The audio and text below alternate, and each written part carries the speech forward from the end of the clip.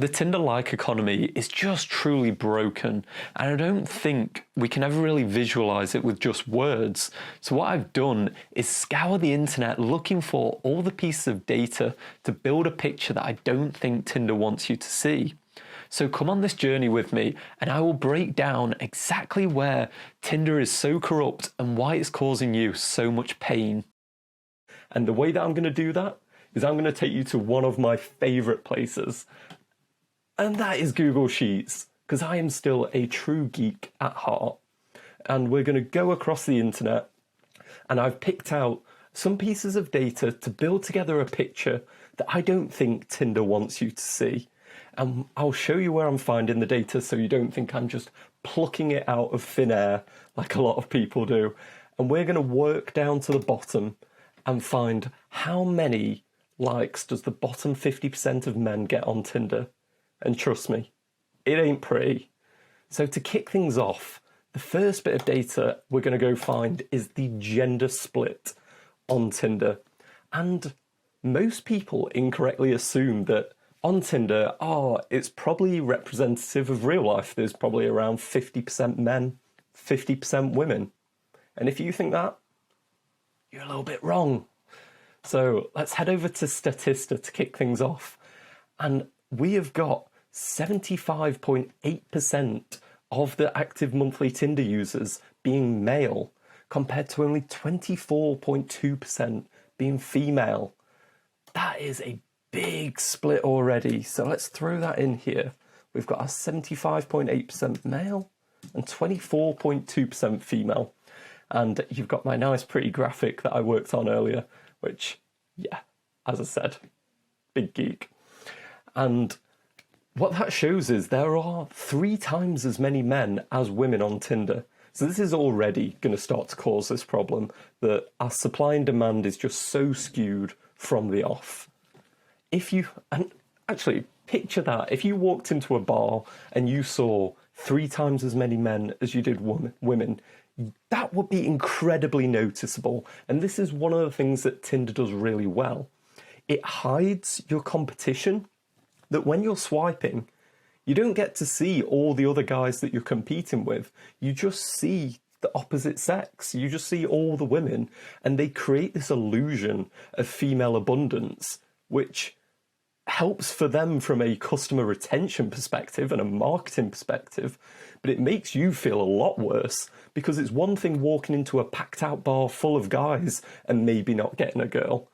And it's a completely other thing when you feel like it's just you and a sea of women and you're getting rejected incessantly.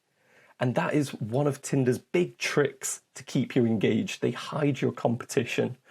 And this is the start that I would love more people to know, that there are 3 times as many men.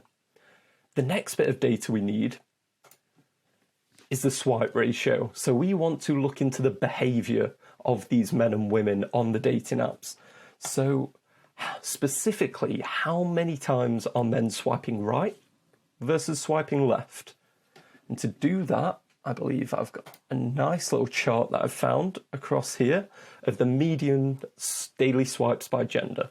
So women, on 95% of profiles, pass. They reject. They swipe left. They're not interested on 95% of profiles. And they swipe right on only 5% of profiles. Men, however, we're a lot more liberal with our swiping. So we swipe right to 53% of female profiles, which, yeah, this is going to contribute to a huge swing in how we operate and how the Tinder-like economy starts to move. So we've got our 53% likes for men, our 5% likes for women, and this is going to operate as our fundamental data that we'll build off. Tinder has 75 million active users, but for the purpose of keeping this straightforward and streamlined, we're going to take a sample of 100 people. So if we took a random sample of 100 people from Tinder using our gender split, that would mean that we get 76 men, 24 women. Happy with that? Next, we want to give each of those people 100 swipes. So we're giving each of these 76 men 100 swipes, and each of the 24 women 100 swipes. So let's throw that in. And that generates this huge disproportion in swipes, just at a baseline, before we start to get involved of how the behaviour is around these swipes. There's already just so many, you can see in this chart down here, of the difference. And this is all just leaning to this sort of dimorphic transfer of likes, where there's just so many swipes coming from one side. So let's now look at how many of those swipes convert into likes. So for men, we know that 53% of male swipes are a like.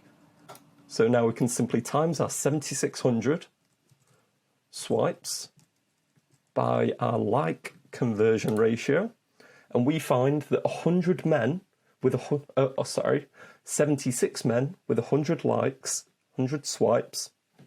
It's a lot of technical terms, guys. It's 76 men with 100 swipes convert to 4,000 likes going to the direction of the women. Shall we see how many likes women send back? That would be 5% conversion on 2,400 swipes. So let's do that, times that. And now you're really starting to see the problem. For the 4,000 likes that go from the male cohort to the female cohort, we receive back 120 likes. That is a catastrophic difference. You can barely even see the number of likes on this chart down here that are actually women are sending back. But you know what? We're not even done.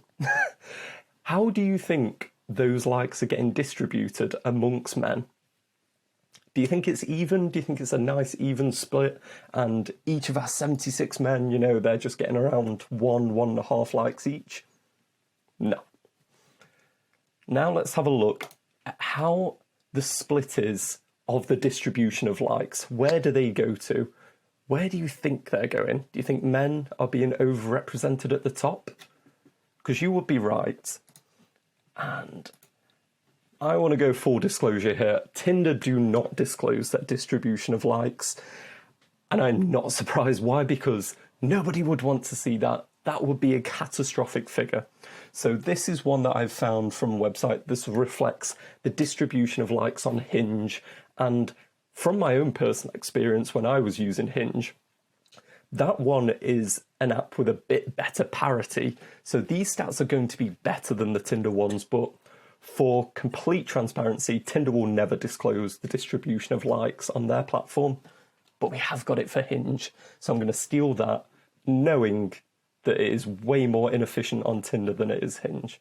But if you take a look at this, the top 1% gets 16.4% of the likes on Hinge. So the two that we're interested in is how many, as a proxy for dating apps, do the top 10% get, which is 58%, and the bottom 50% on dating apps get 4.3% of the likes. So let's take these two across here, and we'll input that the top 10% get 58% of the likes, and the bottom get 4.8?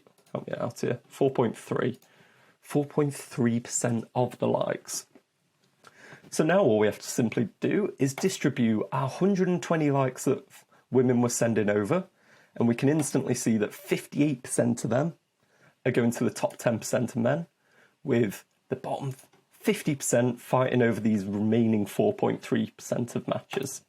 So if we split that up, and here are our figures. So from a potential 2,400 female swipes, 5.2 likes go to the bottom 50% of men. That is catastrophic. And the reason that I've painted this picture for you today is not as much fun as it is to hate on Tinder, because it is just a joke of an app that causes so much harm for men, is to display the problem that so many men get demoralised by going on Tinder and feel like they're not going to be loved by the world and there's nothing for them. When in reality, It's just a problem of economics. It's how the app has been set up. And the worst part of this is it's not going to get better. Due to the fact that men get so few likes, it doesn't encourage us to be more selective with our swipes, that an average man can expect to match with 1 in 115 profiles. So if you can imagine you're being super selective about your swipes when you've only got a 1 in 115 chance, you're never going to find a match. So it encourages men to take the machine gun approach, which I have definitely done, where you just swipe right, and then you filter out from the matches that you get the girls you might be interested in. But what this does is then keep increasing this number of likes going to women, which encourages them to become more selective. Because they have so many likes coming their way, it encourages women to become more selective about who they swipe right, which then creates this feedback loop that they become more selective, so men swipe more to then end up making women feel more selective, so they swipe less.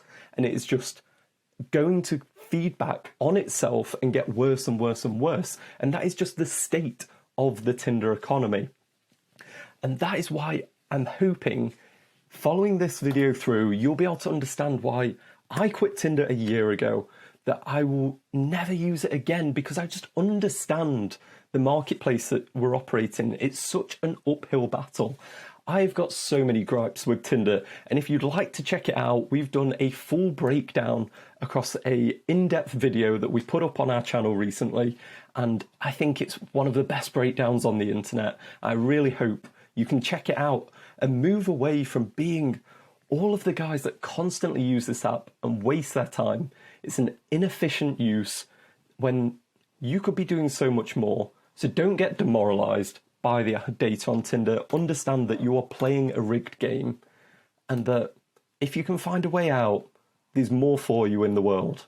So that all looked pretty horrifying, and that is my message to men, that you shouldn't feel devastated by operating within Tinder, because the economy isn't set up for you to win. It's rigged, and if you were able on entry to see the odds that you were up against, I think half of men would just never even start. So take this advice, delete the app, and start to have a life of real freedom and meet girls in a more natural manner.